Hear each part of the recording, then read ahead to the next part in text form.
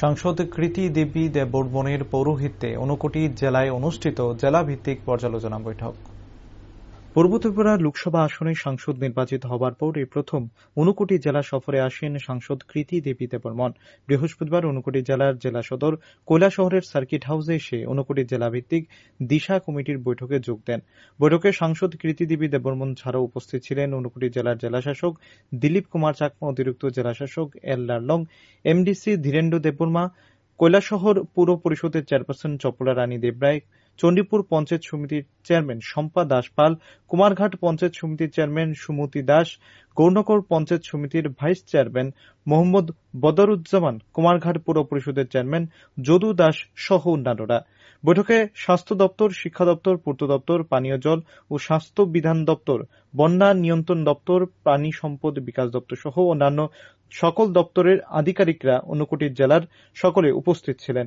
সাম্প্রতিককালে ভারী বৃষ্টিপাতের ফলে ঊনকোটি জেলার উপর দিয়ে প্রবাহিত জাতীয় সড়ক অনেক ভেঙে যায়। বৈঠকে সেসব ভাঙা জাতীয় সড়কগুলো খুব শীঘ্রই নির্মাণ করার জন্য আলোচনা করেন। সাংসদ কৃতি দেবী দেববর্মন সংবাদ মাধ্যমের মুখোমুখি হয়ে জানান যে ঊনকোটি জেলার সাধারণ মানুষ আমাকে বিপুল জনসমর্থন দিয়ে সাংসদ বানিয়েছে। আমি মনে প্রাণে চেষ্টা করব ঊনকোটি জেলার সার্বিক উন্নয়ন করার জন্য। সাম্প্রতিককালে বন্যায় ক্ষতিগ্রস্ত মানুষের সাহায্যে সহযোগিতা করার জন্য আশ্বাস প্রদান করেন তিনি। ऊनकोटी डिस्ट्रिक्ट का मीटिंग हम डीएम के साथ रखे हैं और सब अधिकारी होंगे, तो मैं पता करने चाह रही थी और उनसे सूचना लेने चाह रही थी कि क्या क्या काम हमारा यहाँ पेंडिंग है और एक तरीका से जो काम बाकी है और जो काम अपने सरकार से आए हैं उसको मैं जानना चाहती हूँ और जनता के पास ये सब प्रोग्राम अवेयरनेस के और स्कीम्स ले जाने चाहती हूँ।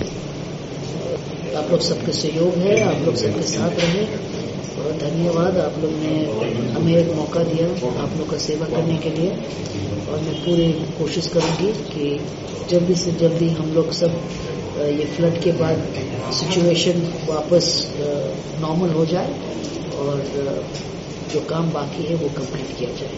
धन्यवाद। आज पहले ऊनकोटी बैठक है। कल का प्रोग्राम हमारा कुमारघाट में रहेगा और फिर जैसे जैसे हमारे कार्यक्रम खत्म होते रहेंगे मैं सब एरिया कवर करते रहूंगी। तो एक दो और प्रोग्राम रखे हैं, तो कैंप में भी हम लोग जाने का रखे हैं, तो कैंप जाएंगे हम लोग और जो फ्लड अफेक्टेड एरियाज है वहां पे जाके एक बार देख के आएंगे।